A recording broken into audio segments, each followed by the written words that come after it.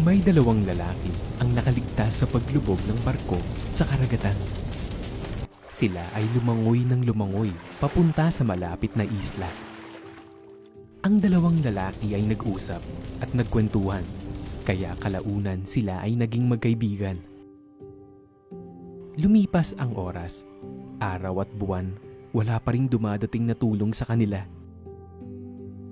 Kaya naman, naisipan na nilang magdasal at humingi ng tulong sa Diyos. Para mapatunayan nila na makapangyarihan ang kanilang panalangin, nagdesisyon sila na hatiin ang isla sa dalawang teritoryo. Ang unang lalaki ay nanalangin ng pagkain. Kinabukasan, sa kanyang paglalakad-lakad, may nakita siyang puno na maraming bunga. Kalaunan, nakaramdam ang unang lalaki ng lungkot dahil mag-isa lang siya sa isla. Kaya naman, nanalangin siya sa Diyos ng kanyang makakasama. Kinabukasan, may isa ring barko ang lumubog sa gitna ng karagatan. Nakita ng lalaki na may lumalangoy papunta sa kanyang kinaroroonan at ito ay isang magandang babae. Tinulungan niyang mawala ang takot at pangamba ng babae dahil baka isipin niya na siya ay masamang tao. Nang gabing yun, nanalangin ang lalaki ng damit at maraming pagkain.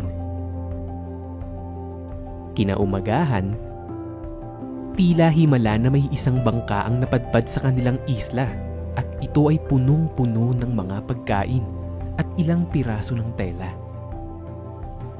Dahil marunong manahi ang babae, ginawa niyang mga damit ang mga tela na nakuha nila sa bangka.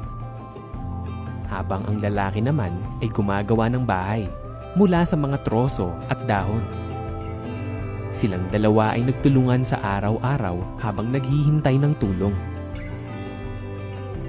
Hindi nagtagal, nahulog ang loob nila sa isa't isa at sila ay nag-ibigan. Samantala, ang kanyang kaibigan sa isang bahagi ng isla ay walang natatanggap mula sa oras na yun.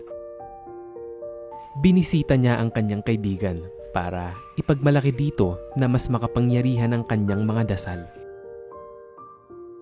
Kaibigan, nakakaawa naman ang iyong kalagayan. Parang tila mas malakas ang aking dasal kaysa sa iyo. Alam mo bang tinupad ng Diyos ang lahat ng aking panalangin noong mga nakaraang araw? Binigyan niya ako ng maraming pagkain, damit, bahay at magandang asawa. Ngumiti lang ang naging tugon ng kanyang kaibigan at sinabi, Masaya ako para sa iyo, kaibigan. Pagkatapos nito, bumalik na ang lalaki at ang kanyang asawa sa kanilang teritoryo. Sa huling pagkakataon, nanalangin ng lalaki ng isang yate upang makaalis na sila ng kanyang asawa sa isla. Narinig ito ng kanyang asawa. Bakit hindi natin gamitin ang bangkang yon para makaalis na sa islang to? Agad-agad silang nagpunta sa bangka, ngunit pinigilan siya ng kanyang asawa. Hindi ba natin pupuntahan ang iyong kaibigan para isakay rin sa bangka? Wag na, hindi naman makapangyarihan ang kanyang mga dasal. Nakita mo bang may natupad sa mga panalangin niya? Hindi mo ba nakita ang kalagayan niya? Hindi ba't nakakaawa siya? Sa pagkakataong ito, binalak niyang iwan ang kanyang kaibigan sa isla dahil wala tong natatanggap man lang ni isang biyaya. Ang tingin niya, hindi siya karapat-dapat makaalis ng isla. Bago pa man sila makalayo sa isla, biglang nagdilim ang kalangitan at nakarinig sila ng boses mula sa langit. Bakit mo iiwan ang iyong kaibigan? Sagot ng lalaki. Dahil wala namang natupad sa kanyang mga dasal. Sino ka ba? Akin lang ang mga biyayang natanggap ko dahil ipinagdasal ko ang lahat ng yon. Walang natupad sa kanyang panalangin kaya hindi ko siya dapat bigyan at isama. Muling nagsalita ang langit. Nagkakamali ka. Iisa lamang ang kanyang panalangin at yun lang ang aking ipinagkaloob.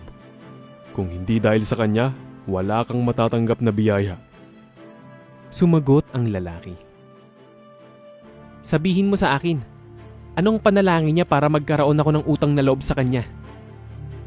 Sagot ng langit.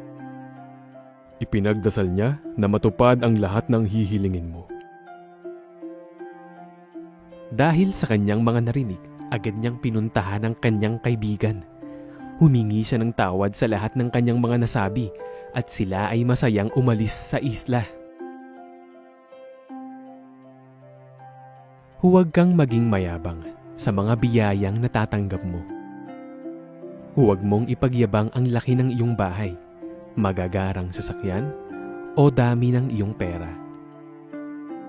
Ang lahat ng ito ay hindi galing sa iyo at ito'y hiram lamang, kaya wala kang dapat na ipagyabang.